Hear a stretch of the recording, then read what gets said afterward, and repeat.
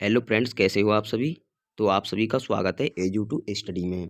तो दोस्तों, आज मैं लेकर आया हूँ आपके लिए बहुत ही शानदार क्वेश्चन, जो कि ये ऑल कॉम्पिटिटिव एग्जाम में बार बार पूछे जाते हैं और बार बार रिपीट होते रहते हैं। तो इन क्वेश्चनों को ध्यान देकर दीजिए।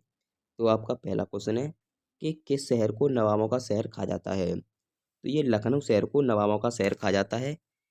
अगला क्वेश्चन है अगला क्वेश्चन है इंद्रधनुष में सबसे बाहर की ओर कौन सा रंग होता है। तो इंद्रधनुष में सबसे बाहर की ओर लाल रंग होता है। ध्यान रखना है, इस क्वेश्चन का राइट आंसर है ऑप्शन नंबर सी।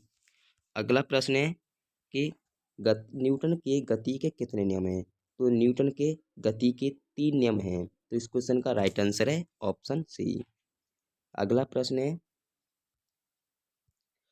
कौन सा अम्ल कांच को गोला सकता है। मतलब यहाँ पर गला हो जाएगा, कौन सा अम्ल कांच को गला सकता है। तो ये हाइड्रोफ्लोरिक अम्ल है ना, ये कांच को गला सकता है, हाइड्रोफ्लोरिक अम्ल। तो इस क्वेश्चन का राइट आंसर है ऑप्शन डी।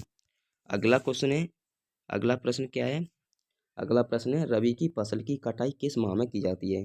तो रबी की फसल की कटाई मार्च माह में की जाती है। तो इस क्वेश्चन का राइट आंसर है ऑप्शन बी। अगला प्रश्न है क्या है, नेताजी सुभाष चंद्र बोस राष्ट्रीय खेल संस्थान कहाँ स्थित है। तो ये देखिए, ये पटियाला में स्थित है। नेताजी सुभाष चंद्र बोस, ये क्या है, राष्ट्रीय खेल संस्थान है। अगला प्रश्न है दिल्ली के लाल किले में स्थित मोती मस्जिद को किसने बनवाया था। तो ये दिल्ली के लाल किले में स्थित मोती मस्जिद, ये किसने बनवाई थी। तो ये औरंगजेब ने बनवाई थी। तो इस क्वेश्चन का राइट आंसर है ऑप्शन बी। अगला प्रश्न क्या है। अगला प्रश्न है सतलज और चिनाब और रावी किसकी सहायक नदियां हैं। तो ये सिंधु नदी की सहायक नदियां हैं। अगला प्रश्न है भारत में महान्यायवादी की नियुक्ति कौन करता है। तो महान्यायवादी की नियुक्ति राष्ट्रपति करता है। तो इस क्वेश्चन का राइट आंसर है ऑप्शन डी।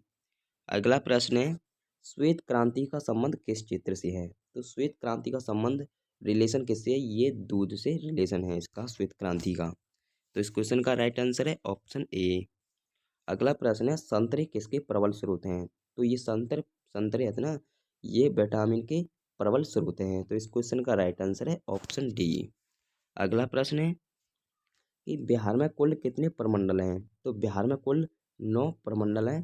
कितने प्रमंडल हैं, 9। तो इस क्वेश्चन का राइट आंसर हो जाएगा ऑप्शन बी। अगला प्रश्न है भारत में प्रथम सत्याग्रह गांधी जी ने कहाँ से शुरू किया था। तो ये चंपारण से किया था। भारत में प्रथम सत्याग्रह कहाँ से शुरू किया था, चंपारण से। अगला प्रश्न है पटना हाई कोर्ट की स्थापना कब हुई थी। तो पटना हाई कोर्ट की स्थापना ये 1916 में हुई थी। तो इस क्वेश्चन का राइट आंसर है ऑप्शन ए। अगला प्रश्न है आपका अगला प्रश्न है कि ट्राई बेकर शब्द किस खेल से संबंधित है। तो ट्राई बेकर शब्द का ये फुटबॉल और हॉकी से संबंध है। तो इस क्वेश्चन का राइट आंसर हो जाएगा option number B. D, B और सी दोनों। अगला प्रश्न है अगला प्रश्न है कि सार्क का सबसे नया सदस्य कौन सा देश है। तो सार्क का सबसे नया सदस्य ये अफगानिस्तान देश है। तो इस क्वेश्चन का राइट आंसर है ऑप्शन डी। अगला प्रश्न क्या है कि शिवाजी को किसने कैद कर लिया था। तो शिवाजी को औरंगजेब के द्वारा कैद कर लिया गया था। तो इस क्वेश्चन का राइट आंसर हो जाएगा ऑप्शन नंबर सी। अगला प्रश्न है मुंगेर निम्नलिखित में से किसकी राजधानी थी। तो मुंगेर ये मीर कासिम की राजधानी थी। अगला प्रश्न है आपका शेर शाह के बचपन का नाम क्या था। तो शेर शाह के बचपन का नाम फरीद था। तो इस क्वेश्चन का राइट आंसर है ऑप्शन ए। अगला प्रश्न क्या है आपका अगला प्रश्न है स्वस्थ दृष्टि के लिए कौन सा विटामिन आवश्यक है। तो स्वस्थ दृष्टि के लिए विटामिन ए होना आवश्यक है। अगला प्रश्न है सूती रेशा किससे प्राप्त होता है। तो सूती रेशा ये बीज से प्राप्त होता है। तो इस क्वेश्चन का राइट आंसर है ऑप्शन डी। अगला प्रश्न है हीराकुंड बांध किस नदी में पर निर्मित है। तो हीराकुंड बांध ये महानदी के ऊपर बना हुआ है। तो इस क्वेश्चन का राइट आंसर है ऑप्शन ए। अगला प्रश्न है राष्ट्रीय गीत वंदे मातरम किसने लिखा? तो राष्ट्रीय गीत वंदे मातरम ये बंकिम चंद्र चटर्जी ने लिखा हुआ था। तो इस क्वेश्चन का राइट आंसर हो जाएगा ऑप्शन नंबर बी। अगला प्रश्न है आपका, हरिप्रसाद चौरसिया किसके प्रसिद्ध वादक हैं? तो हरिप्रसाद चौरसिया ये बांसुरी के प्रसिद्ध वादक हैं। तो इस क्वेश्चन का राइट आंसर है ऑप्शन बी। अगला प्रश्न क्या है आपका, कांग्रेस की स्थापना के समय भारत का वायसराय कौन था? तो भारत का वायसराय हो जाएगा आपका लॉर्ड डफरिन। तो इस क्वेश्चन का राइट आंसर हो जाएगा ऑप्शन बी।